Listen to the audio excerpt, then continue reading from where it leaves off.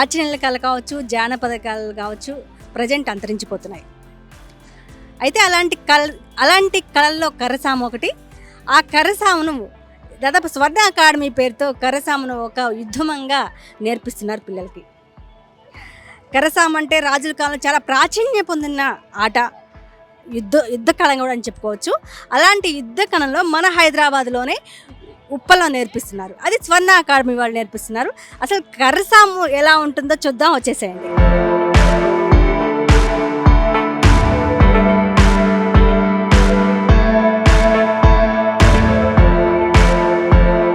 కర్రసాము అంటే జానపద కళ, ప్రాచీన కళ. అసలు మీకెందుకు నేర్పించుకోవాలని మీ మొదలు ఎక్కడి నుంచి స్టార్ట్ అయింది? అంటే జనరల్గా నేను జానపద సింగర్ని మేడం. సాంగ్స్ పాడడానికి సింగిల్గా వెళ్ళడం రావడము ఇవి జరుగుతుండేది. సెల్ఫ్ డిఫెన్స్ అనేది చాలా అవసరం. ఇప్పుడున్న జరుగుతున్న సిచ్యువేషన్స్ రోజులు చూస్తూనే ఉన్నాం కదా. సెల్ఫ్ డిఫెన్స్ కావాలి అనిపించింది. దాంతోపాటు చిన్నప్పటి నుంచి ఈ ప్రాచీన కళ నేర్చుకోవాలనిపించింది. మిస్ అయిపోయాను, ఊర్లలో దొరకలేదు. ఇక్కడ హైదరాబాద్ వచ్చాక ఫ్రెండ్స్ సపోర్ట్ తోటి తమిళనాడు వెళ్ళి ఈ ఆర్ట్ ఫామ్ నేర్చుకున్నాము. నేర్చుకున్న తర్వాత ఈ ఆర్ట్ ఫామ్ ఇక్కడే అయిపోతే ఎలా అంటే నాకు ఒకదానికి వస్తే సరిపోదు కదా, ఇది అందరికి అందించాలి అని చెప్పేసి స్వర్ణ ఆర్ట్స్ అకాడమీ సంస్థ స్టార్ట్ చేశామండి. చేసి అప్పటి నుంచి గత 10 ఏళ్ళగా ఈ ఆర్ట్ ఫామ్ని అందరికీ అందిస్తూ వస్తున్నాం మేడం. ఇట్లా ఈ కర్రసాము కాకుండా ఇంకేమన్నా కళలు నేర్పిస్తున్నారా? ప్లస్ అంటే ఎక్కడెక్కడ నేర్పిస్తున్నారు ఈ కర్రసాముని?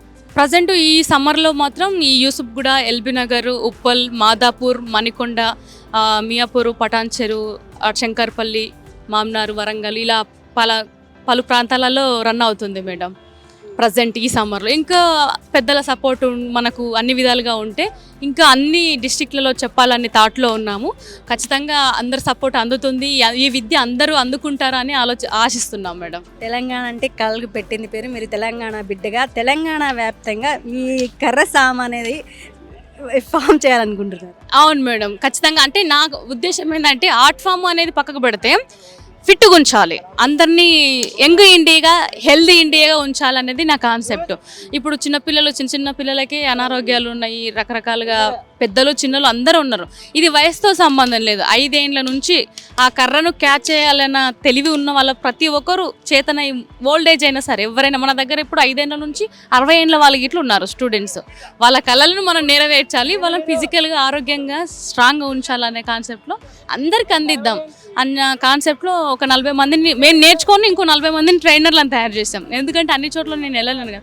ఆ 40 మందిని ఇంకో 40 మందికి తయారు చేసి ఈ కళను అన్ని డిస్టిక్లకు పంపించాలి, అందరికీ అందించాలి అనే ఆలోచనలోనే ఉన్నాం మేడం. ఒక ఇంట్లో నుంచి ఆడపిల్ల బయటికి రావాలంటే కంపల్సరీ ఫ్యామిలీ సపోర్ట్ ఉంది. మీకు ఉమెన్గా మీ ఫ్యామిలీ సపోర్ట్ ఎలా ఉంది? జనరల్గా నాకు ఫ్యామిలీ సపోర్ట్ ఉన్నది కాబట్టి నేను ఇక్కడ వరకు వచ్చాను మేడం, ప్రాబ్లం లేదు. కాకపోతే మనం నేర్చుకుంటున్న విద్యను వాళ్ళు స్వీకరించి సపోర్ట్ చేస్తే ఖచ్చితంగా మనం ముందుకు వెళ్తాము. ఇప్పుడు నేను నా దగ్గరకు వచ్చిన స్టూడెంట్స్లో పేరెంట్స్ని చూస్తే అసలు స్టూడెంట్స్ చెడిపోవడానికి కారణం 10% ఫ్రెండ్స్, 10% గురువులు, సొసైటీ అయితే మిగతా 80% తల్లిదండ్రులే అవుతున్నారు. ఎందుకని మీరు నన్ను క్వశ్చన్ వేయచ్చు. పిల్లలని ఆలోచించడము చేయనియట్లేదు, వాళ్ళని కష్టపడనివ్వట్లేదు. అసలు వాళ్ళు ఏదైనా చేస్తే వద్దు అనేస్తున్నారు. ఆర్ట్ ఫామ్ ఏదైనా ఉంటే 40 డేస్లో వస్తుందా, 10 డేస్లో వస్తుందా? అంత టైం కేటాయించలేరు మేడం. మా పిల్లలు ఎండకు రాలేరు, మట్టిలో ఆడలేరు. అరే మట్టిలో ఆడకుండా, శ్రమ చేయకుండా, కష్టపడకుండా ఏ ఆర్ట్ ఫామ్ వస్తుంది? కష్టపడకుండా, చెమట చిందించకుండా ఏ ఆర్ట్ ఫామ్ రాదు. ఆరోగ్యంగా ఎవరు ఉండరు. కష్టపడాలని చెప్పేసి నేను ప్రతి ఒక్క తల్లిదండ్రులకు చెప్తున్నాను. కర్రసాము విద్యకి గవర్నమెంట్ సపోర్ట్ ఏమైనా కోరుకుంటున్నారా? అవును మేడం, ఇప్పుడు ఎందుకంటే ఒక మంచి పని చేయాలంటే ఎవరి సపోర్ట్ రావట్లేదు. కనీసం గవర్నమెంట్ అంటే ఇంతకుముందుకు మనకు మా స్వర్ణ ఆర్ట్స్ అకాడమీని పుష్ చేసింది గవర్నమెంటే. వాస్తవానికి గవర్నమెంట్ సపోర్ట్ వల్లనే మా సంస్థ ఈ కర్రసాము అనేది ముందుకు తీసుకొచ్చారు. తెలంగాణ భాషా సాంస్కృతిక శాఖ డైరెక్టర్ మామిడి హరికృష్ణ అన్న సపోర్ట్ తోటే మేము ఈ ఆర్ట్ ఫామ్ ముందుకు తీసుకొచ్చాం. ఎందుకంటే ఇంత పెద్ద సంస్థని ఇంతమంది స్టూడెంట్స్ని ఆర్గనైజ్ చేయాలి అంటే ఆ ఖర్చు అంతా చాలా రిస్క్తో కూడుకున్నది. అన్న వాళ్ళ సపోర్ట్ ఉండడం వల్ల ఇప్పటివరకు రన్ చేసాం. ఇప్పుడు అన్ని డిస్టిక్ల వైడ్గా ఇంకా స్ప్రెడ్ చేయాలంటే ఇంకా ఎక్కువ మొత్తంలో మనకు సపోర్ట్ అవసరం. అలా మనకు సపోర్ట్ కోసం చూస్తున్నాం. ఖచ్చితంగా సపోర్ట్ అందితే ఖచ్చితంగా ఇది అందరికీ స్ప్రెడ్ చేసేస్తాం మేడం. ఎందుకని మీకు కర్రసాము మీ బాబుకి నేర్పించాలనిపించింది? ఈ యాక్టివిటీ అనేది 2 హ్యాండ్స్ యూస్ చేసి మనం చేసే యాక్టివిటీ అండి. ఇలాంటి యాక్టివిటీ చేయడం వల్ల ఫ్యూచర్లో ఏవైనా మెడికల్ ఇష్యూస్ వస్తాయి, హార్ట్ అటాక్ కావచ్చు, లేకపోతే బ్రెయిన్కి సంబంధించినవి కావచ్చు, లేకపోతే అటాప్సీ ఏవైనా అలాంటి ఇష్యూస్ వస్తే వీళ్ళకి అది రెక్టిఫై చేసుకోవడానికి చాలా యూజ్ అవుతుంది. ఇప్పుడు పిల్లలు ఎక్కువ మంది మొబైల్కి అడిక్ట్ అయి ఉంటున్నారు కదా, అలాంటి పిల్లల వల్ల చాలామంది చిన్న పిల్లలకి ఆటిజం అనే ప్రాబ్లం వస్తుంది. అలాంటి ప్రాబ్లం నుంచి డైవర్ట్ అవ్వడానికి, బ్రెయిన్ బాగా ఫంక్షన్ అవ్వడానికి this is the best physical activity. అందుకని నేను ఈ సమ్మర్ క్యాంప్ పర్పస్ ఏంటి అంటే దానికోసమే చూస్ చేసుకొని జాయిన్ అయ్యామండి. మాకు ఎవరు రెఫర్ చేయలేదు, మేము ఆన్లైన్లో చూస్ చేసి జాయిన్ అయ్యాం. ఈ అబ్బాయి జాయిన్ అవ్వడం వల్ల మా అపార్ట్మెంట్లో ఆల్మోస్ట్ 78 ఫ్లాట్స్ ఉన్నాయి. ఈ 78 ఫ్లాట్ మెంబర్స్ ఈ అబ్బాయిని చూసి మోటివేట్ అయ్యి వీడు ఈవినింగ్ టైం ఆ పిల్లలకి టైం పాస్కి నేర్పిస్తున్నాడు. వాళ్ళు కూడా చూస్ చేసుకొని తీసుకొని నేర్చుకుంటున్నారు. మా అపార్ట్మెంట్లో 3 ఫ్లాట్స్ వాళ్ళు ఆటిజంకి ఎఫెక్ట్ అయ్యారు పిల్లలు. ఆ చిన్న పిల్లల ఏజ్ ఎంత ఉంటుందంటే బిలో 4 ఇయర్స్, బిలో 5 ఇయర్సే. నార్మల్గా వెళ్ళే కిడ్ కూడా ఆటిజంకి వెళ్ళిపోయింది. అప్పుడు మాకు మెడికల్గా నాకు కొంచెం ఐడియా ఉంది. సో దాని గురించి నేను తెలుసుకున్నది ఏంటి అంటే 2 హ్యాండ్స్ యాక్టివిటీ ప్రాపర్గా ఉంటే బ్రెయిన్ కూడా ప్రాపర్గా ఫంక్షన్ చేస్తుంది. సో దానికోసమనే ఈ కరసామ్ అనే ఒక యాక్టివిటీని మేము చూస్ చేసుకున్నాం. పేరు అపూర్వ. మీరు ఎక్కడి నుంచి వచ్చారు? నేను ఉండేది మల్కాజ్గిరి, కానీ బాబు గురించి అమ్మ వాళ్ళు మణికొండలో ఉంటారు. 40 డేస్ అక్కడ ఉండి క్యాంప్లో జాయిన్ చేసి బాబుకి చిన్నప్పటి నుంచి ఇంట్రెస్ట్, వాళ్ళ నాన్న త్రూ ఇట్లా ఇంట్రెస్ట్, సో జాయిన్ చేయించడము. ప్రత్యేకంగా మ్యామ్ గురించి ఆమె ఎనర్జీ చూసి జాయిన్ చేయించడం అయింది. చిన్నప్పటి నుంచి నాకు వీటికి నేర్పించాలని ఇంట్రెస్ట్ ఉండే, వెతుకుతా సర్చ్ చేస్తూ ఉంటే ఇట్లానే టీవీ ఛానల్స్లో చూసి మ్యామ్ నెంబర్ తీసుకొని కాల్ చేయడం జరిగింది. మేము జనవరి నుంచి వస్తున్నాము. చాలా బాగా నేర్పిస్తారు, అంటే చాలా పేషెన్స్గా. జాయిన్ అయినప్పటి నుంచి ఫుల్ ఆఫ్ సాటిస్ఫాక్షన్ ఉంది. And he is also doing his better. So ma'am కూడా ఏదైనా రాకపోయినా ఏమైనా కాకపోయినా ఎన్నిసార్లు అడిగినా మళ్ళీ అన్నిసార్లు ఎక్స్ప్లెయిన్ చేస్తారు. మ్యామ్ కానీ సార్ కానీ చాలా కేర్ తీసుకొని చెప్పడం ఉంటుంది. అండ్ ఇది ఏంటంటే ఓన్లీ దానికి అడిక్ట్ అయిపోయి టీవీస్కి ఆ స్క్రీన్ టైం నుంచి డైవర్ట్ అయిపోయి అండ్ ఫిజికల్ పరంగా కూడా నౌ హీస్ ఫిట్. కర్రసామే నేర్పించాలని ఎందుకు ఇంట్రెస్ట్ కలిగింది? అంటే మేము యాక్చువల్గా మేడం యూట్యూబ్ వీడియోస్ చూసినాక ఆ వీడియోస్ చూసి ఇన్స్పైర్ అయ్యి వీళ్ళకి నేర్పించాలన్న ఆశతో వీళ్ళకి చూపించేసరికి వీళ్ళు ఇంట్రెస్ట్ ఉండే, ఇంకా ఓకే అని చెప్పి నేర్పించడానికి మేము జాయిన్ అయినాము. ఎన్ని గంటలు వేస్తావు నువ్వు? 5:30 to 6 మధ్యలో. ఎట్లా ఏంటి ఈ కర్రసాం వల్ల ఉపయోగాలు ఏమైనా అనిపించినాయా?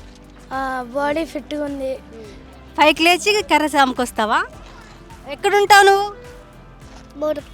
బోడుప్పల్ నుంచి వచ్చావు నేర్చుకోవడానికి. ఏదో ఒకసారి చూపించి నువ్వు చూస్తాం.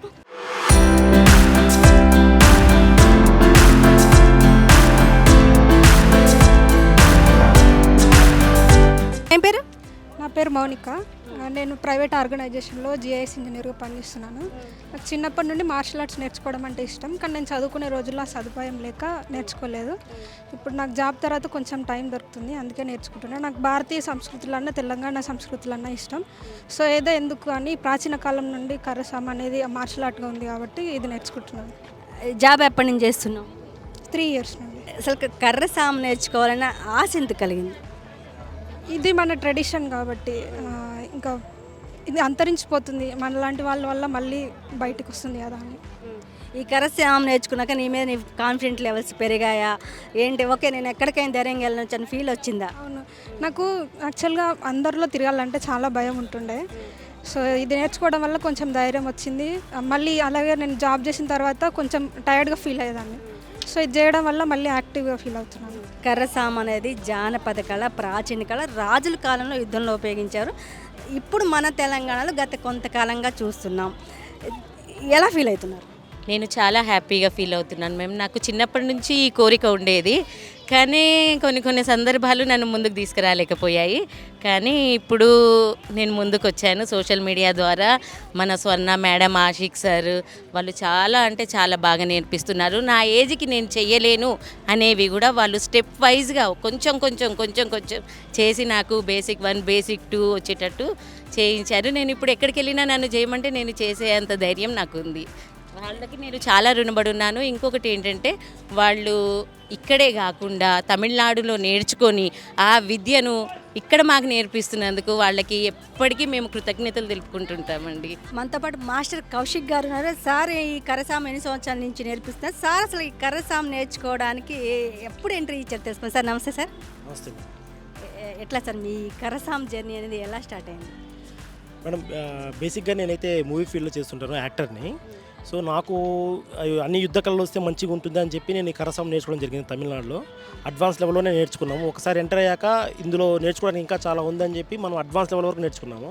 నేను మేడం గారు ఒకే దగ్గర నేర్చుకున్నాము. దాని తర్వాత ఇది తమిళనాడు ఆర్ట్ ఫామ్ సిలంబం మనం నేర్పించేది. ఇక్కడ కర్రసాం అనే పేరుతో కొంత బేసిక్ లెవెల్లో ఉంది.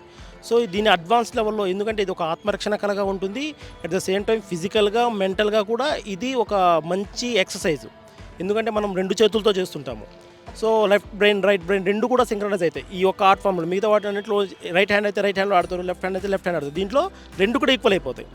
సో అందుకని ఇది మనకు పిల్లలకి చాలా బాగా యూజ్ అవుతుంది. అండ్ ఈ జనరల్గా ఇది మెడిసిన్లో కూడా కొంతమంది డాక్టర్లు కొంచెం హైపర్ యాక్టివ్గా ఉండే పిల్లలకి, కొంచెం డల్గా ఉండే పిల్లలకి బ్రెయిన్ యాక్టివేషన్ కోసం కూడా దీన్ని సజెస్ట్ చేస్తున్నారు కొన్ని చోట్ల. సో అందుకని ఈ ఆర్ట్ ఫామ్ని పిల్లలందరికీ అందించాలి అన్న ఉద్దేశంతోనే మనం ఇక్కడ స్టార్ట్ చేసాము హైదరాబాద్లో. స్వర్ణ ఆర్ట్స్ అకాడమీ పేరుతో, స్వర్ణ మేడం పేరుతో స్టార్ట్ చేసాము. ఇది లాస్ట్ 10 years నుంచి మనము రిజిస్ట్రేషన్ కాకుండా జనరల్ చెప్పుకుంటూ ఉన్నాము. దాని తర్వాత మధ్యలో మనం కల్చరల్ డిపార్ట్మెంట్తో కొలాబరేట్ అయ్యి, గవర్నమెంట్తో కొలాబరేట్ అయ్యి ఫ్రీ క్యాంప్స్ కండక్ట్ చేసాము. తర్వాత మళ్ళీ రెగ్యులర్ క్లాసెస్, సమ్మర్ క్యాంప్స్ మాతో కండక్ట్ చేస్తూ ఉన్నాము ప్రజెంటు. దాదాపు ఇప్పటి వరకు మనకు ఎవ్రీ సమ్మర్లో కూడా ఒక 500-600 స్టూడెంట్స్ అటెండ్ అవుతూనే ఉన్నారు.